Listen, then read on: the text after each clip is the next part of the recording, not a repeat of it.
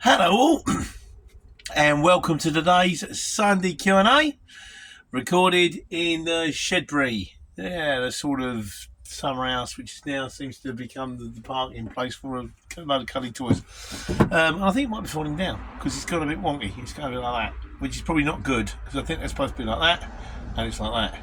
I'll probably come out one morning, obviously lying flat in the garden. So I have to start thinking about taking anything valuable out. Not that there is anything valuable in it, unless of course you count scooter, and Stitch, that kind of thing. Anyway, so this week what we got? Shane Hardy says, shame that Neil is stepping back from YouTube. Luckily we still have Pete. I've got to be honest with you, I kind of days something Neil said. We sat and had a coffee, and by the way, if you haven't seen the video with me and Neil having a chat together, it's up now. I've done you a link, there you go. He may be stepping down, he may not, we don't know. Before I link, have a look. He said, he said we look forward to, him and Susie, so we look forward to having a bacon sandwich on a Sunday morning. And he said, I thought that's kind of nice. By the way, shout out to Susie. Hello, Susie. It's kind of cosy. I kind of starting to think of myself as a bit like the Antiques Roadshow. The pizza on again, it's Sunday. I never thought of it that way before, but it makes me smile. So anyway, thanks everybody. Like I say, Neil may or may not. Now, have you considered, because I know you're a perfectionist and I have to put it together with the music, you can always do what I do. You can just do the 3-minute ones where you just go like that. Something happens, bosh, 3 minutes, there you go, upload. It don't take long then. That's how it all started. And that might mean that you could keep it going and still get your life back. But if not, if you decide to get your life back, totally understand. If you carry on going, brilliant, because I'm sure we would miss you. Right, also, Ryan says, is that Gem Power at Haverhill? Yes, it is, Ryan. Yes, it is. Well spotted, sir. And welcome to a new regular feature on the show, which is Where's Pete? Where if you can actually identify where the video is shot, you win a rake. That's not going to happen. Right, this week's fuel prices. Now, this from last week. Lee says, the fuel price started 28th July, UK All-Star £1 12.49. That's about right. It was about £1 12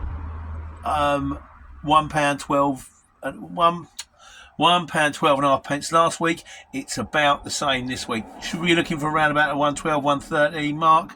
Much lower than that. Well done you. Higher than that. Kick him in a touch. UK fuels, £1.19.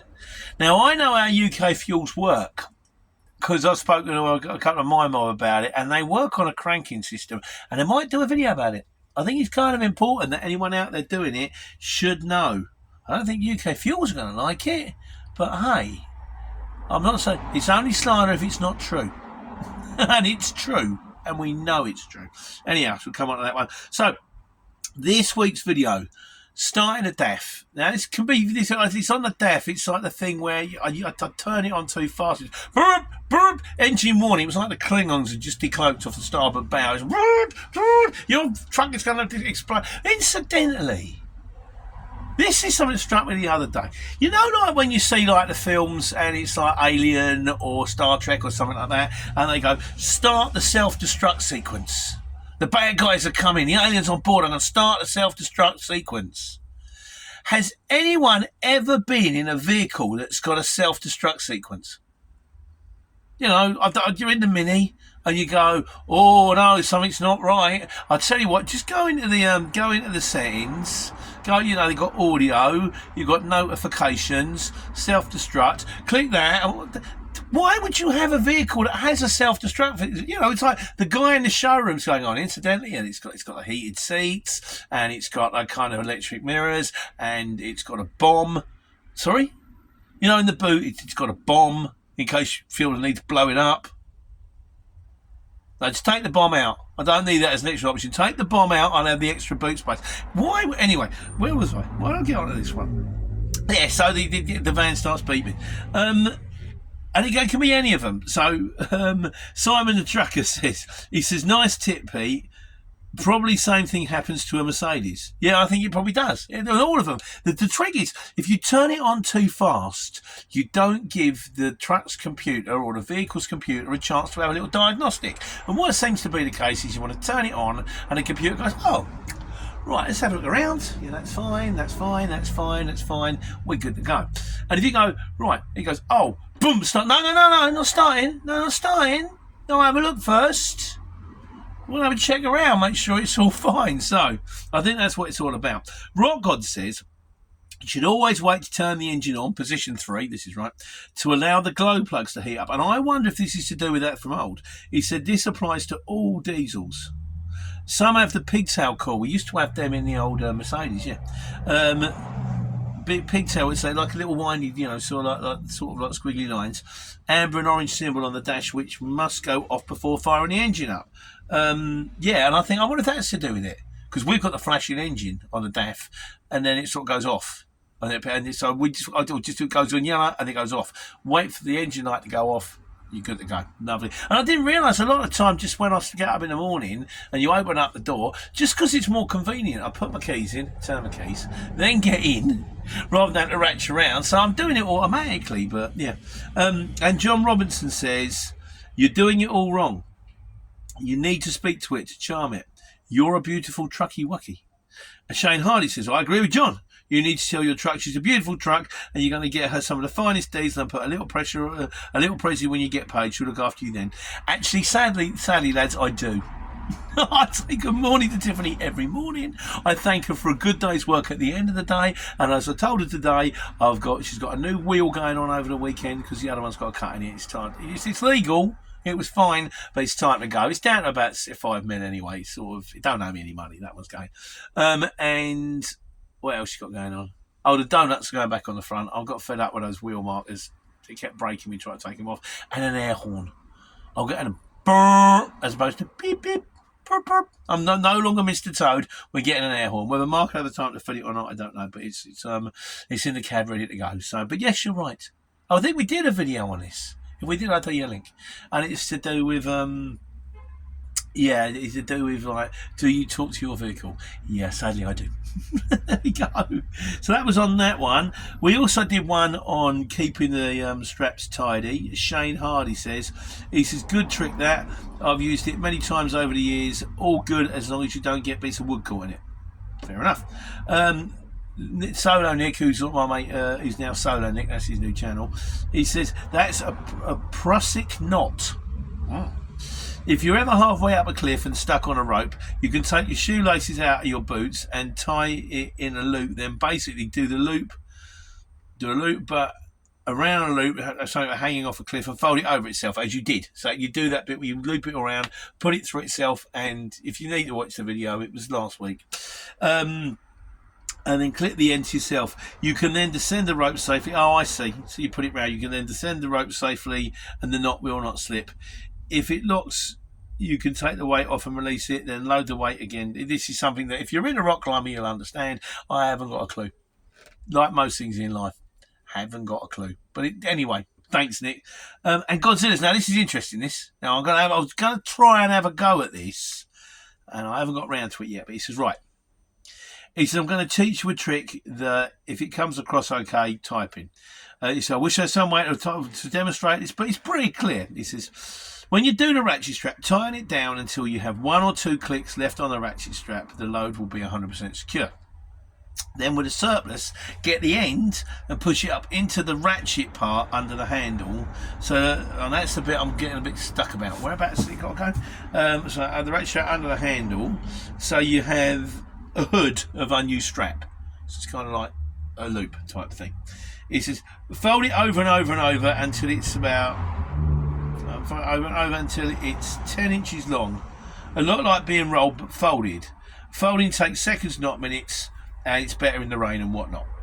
Wedge this under the handle and then close the handle so that it's trapped, and now you'll be locked in position to kind of strap. So one thing is you've got the baggy strap there, so you put it up and then fold it, and then you kind of click it in somehow. I'm not quite sure you click it in. Fold it, fold it, fold it. And then when you put the handle down, it will hold it in place. He said, that strap is going nowhere, and it's super neat and tidy. Keeps them dry and clean of gunk. Worth a mention It's worth doing, as the end of the straps can and will work their way down the side of the curtain and dangle, which is a danger and a puller. If it's flying out like that, out the curtain, you may as well be waving a red flag going, yeah, you pull me over. Pull me over. I clearly haven't paid enough attention to strapping down my load. Pull me over, please. That's lovely. I'd like a PG9, please. PG9, that's tips, isn't it? I don't know. Once again, erroneous or largely erroneous, wrong or largely erroneous. Yes, so yeah, but no, I'll have a go at that. Thank you, Godzilla. And if I get it right, I'll do a video. Of course I will. I'll do a video. Fantastic. Well, I don't know if you noticed, I have an haircut. Look at that. I kind of, partly to do with doing the Q&As, you know, because, like, you know, you think, wait, there's a problem when you're receding. Like, receding hair, it's a bit thin, a bit bald there. And you do it, and you keep looking at yourself thinking, oh, you end up doing this. Trying to shuffle your hair around, trying to make yourself look less bald. And in the end, you go, I thought, I'm not fooling anyone. No, everybody, what are you playing at? So I went into the barber's, grade 5, all over. So, sure. Everyone's got used to it, it's tidy. And at least I don't. And also, if I get really hot when I'm unloading, I can use it to clean my hands. It's like having sort of, what do you call it, wet wipes on your head. What's not to like? Which brings us to this week's miscellaneous. Lee said, it says, my old VW, we're on transporters. I don't know why we keep talking about transporters, but we do. My old VW T5 Transport was a brilliant van and no big major problems apart from the wear and tear. I only sold it as running costs were so expensive. I don't know why they've gone into collaboration with a new form Custom Transit. Same van, but with a VW badge. No, I don't know. And Sean Gilmartin, funny this actually, says, to understand, because we said why do tipper drivers drive around like nutters? We did actually, that was in last week's Q&A, I think we covered that one. He said, to understand tipper drivers, watch the film Hell Drivers 1957. And strangely enough, I was talking to Nick Guru, the urban trucker, my transport manager, and he said that was exactly the film that got him into lorry driving.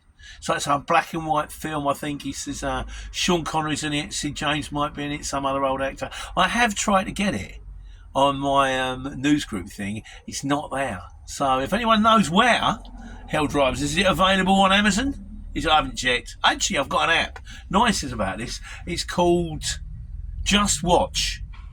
And I'll go on this in a minute. And it's on your phone, and you can go on the app, and if you type in, I don't know, the In-Betweeners or Men Behaving Badly, it will tell you where you can watch it. Type in Peep Show. Hey, it's on Netflix. Oh, look, I can go watch it on Netflix. Good, lovely, fantastic. And if it's available for free, or if you have to pay for it, it's good at that. Just Watch. Don't get any money for promoting these things. Just might help people. So that's that one. And then finally, in conclusion this week, Solo Nick says, because I said my father-in-law was high up in roofing. Of course, your father-in-law was high up in roofing. He was high up in the company. He was a roofer. Where else was he going to be? Ding. I've now started to record dad jokes on WhatsApp and send them to my daughter. I went to the doctor's the other day. I said, I randomly keep bursting into Delilah and the green grass at home. He says, you got Tom Jones disease. I says, is that common? He says, it's not unusual. Take care. Take money.